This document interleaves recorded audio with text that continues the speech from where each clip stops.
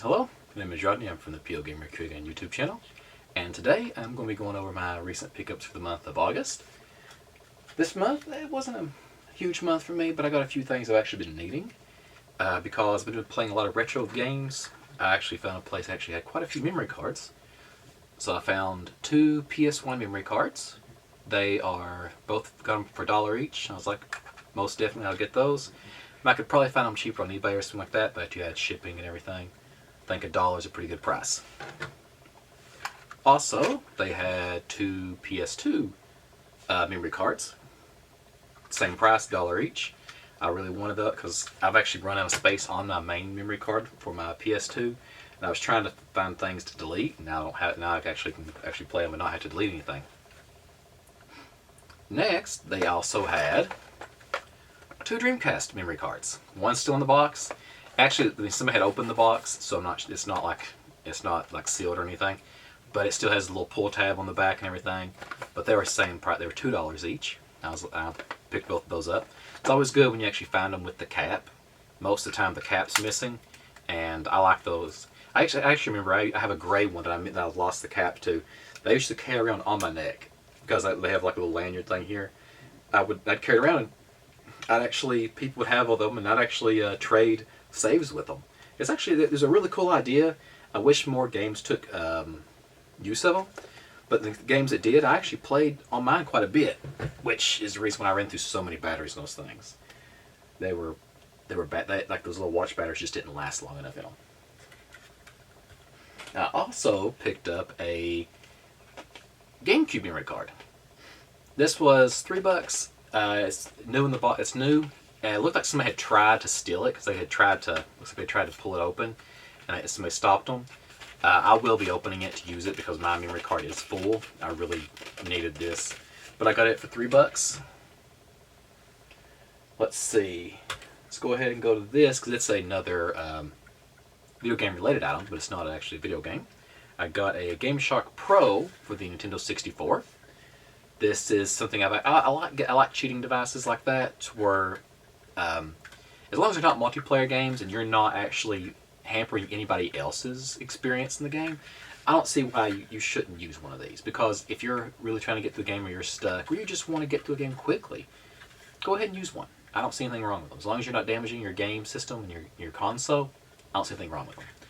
But this is version 3.3. It's one of the later versions they released for the Nintendo 64. I can't remember the last version that was released, but this one is compatible with most games. So I was actually really happy to get it. But actually, I think I used it for GoldenEye because there's a few things I hadn't unlocked in it on the N64, and I used that to see if it would unlock everything, and it did. Alright, yeah. We'll go to an actual console. This was it had kind of a story behind this. I picked this up at a yard sale. It was $20. Had all the cords and everything with it, and that is a Sega Genesis with a 32X attachment. The thing is, though, when I went to pick it up, they only had this and this. They didn't have anything else with it. So when I saw it, I was talking to the guy. I said, "Hey, this is not usable unless you have certain cables with it."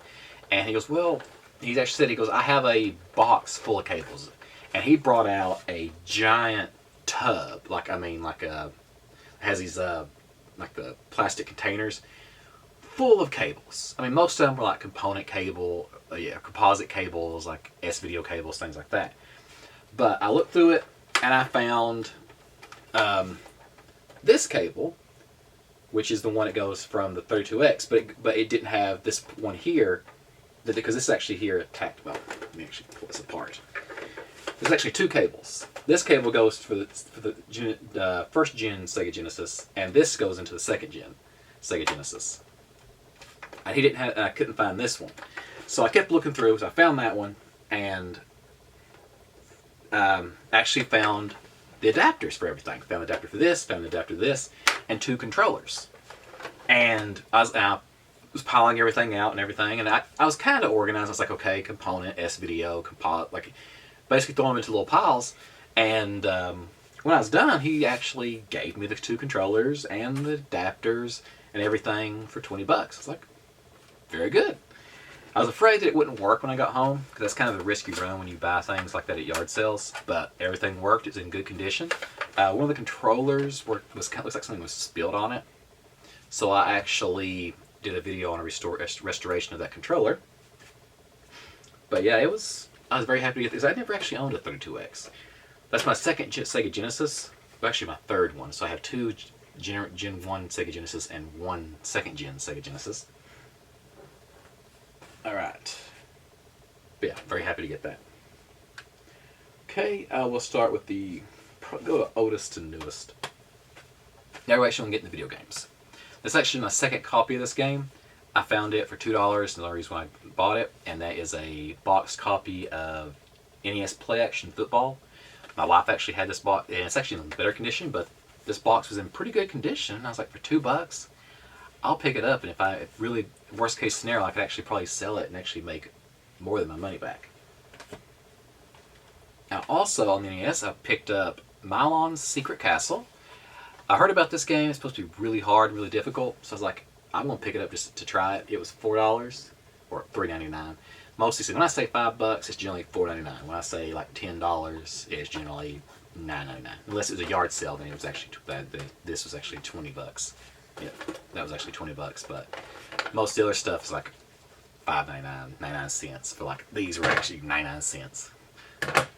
But I saw the Angry Video Game Nerds video on this. It's actually pretty funny. But it's not. I started playing it, and I got a little, not really very far in it, because it is kind of difficult. But it's actually a pretty fun game. Okay. Let's see here. It'll be, I think these. All right. Also picked up 2 Dreamcast games that I'm missing. One of them I wanted it ever since the Dreamcast was out, but every time I'd go somewhere it'd be sold out, or the condition would be really bad. And that is Ready to Rumble Boxing.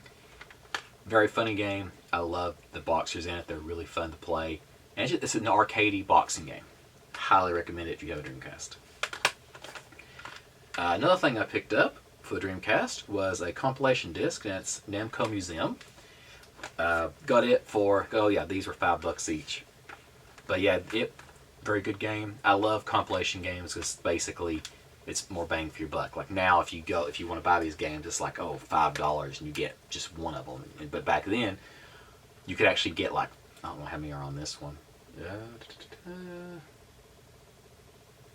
It doesn't actually say. But yeah, a lot of times you can get these, some of them have 20, 30 games on them.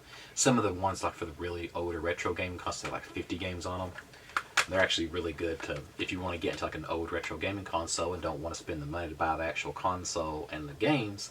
Those are really good ways to get into them. Okay, then it'd probably be these 2 games. I bought Fable 1 last month, and I was like, alright, well, eventually I'm going to beat it, and I actually want to play the second one, so I found Fable 2. It was on clearance for $2. So I picked it up. The disc thing, it's kind of in rough shape, and the thing that holds the disc in is cracked.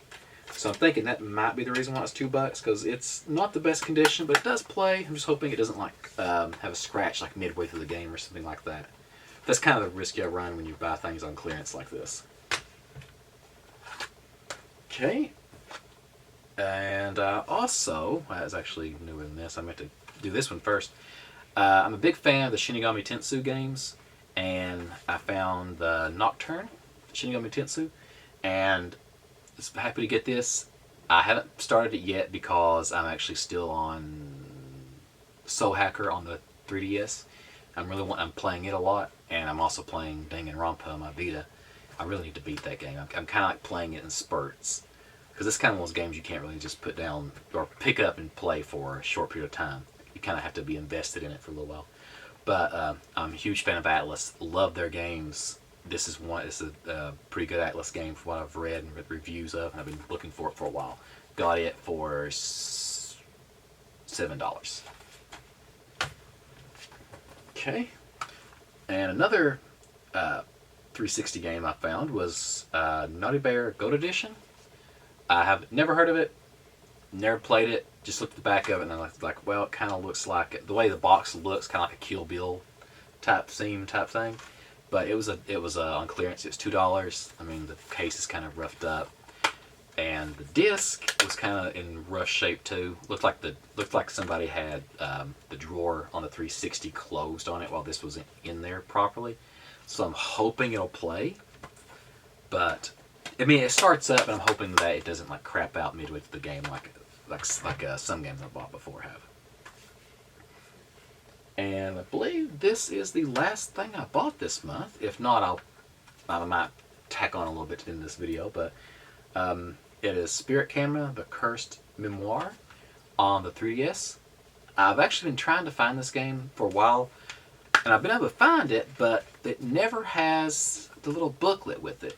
You kind of need this to do certain things, because this is like an AR booklet. And I think you need this to play the game. I'm not really sure, but I've always been looking for it with this book. And I finally found it. It had the book, and I picked it up. It was $3. I think they had it for a while at a pawn shop, and nobody ever bought it. So I picked it up because I was happy to find it. But when I actually asked the guy, I said, "Can I look at it?" And he kind of looked at me weird. And when I opened it up, he goes, "Well, what are you looking for?" I was like, "Well, I just want to make sure it had this in it." He's like, and he's actually said that what sometimes people do is come in there and they'll actually buy the manual out of the book, out of the cases, and they would sell those for like $1. And I was like, well, I think you need this to play the game. So if somebody buys this, they're probably not going to buy that.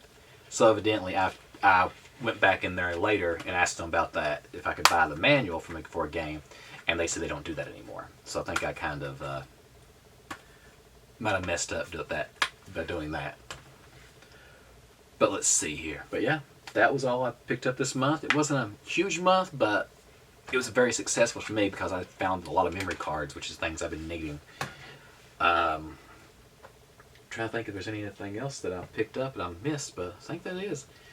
Like I said, kind of a slow month. Didn't really get too many yard sales this month. But hope you all enjoyed the video. I am on Facebook, Twitter, Instagram. All those links will be in the description. I have a viewer mail email address. If you'd like to send me an email or get in contact with me, you can leave a comment or send an email to that email address. It is vmail@pOedGamer.com. Link for that's also in the description. I do release at least 2 videos a week. Most of the time I release more, but 2 is a guaranteed minimum on Tuesdays and Thursdays. Hope you enjoy it, and till next time.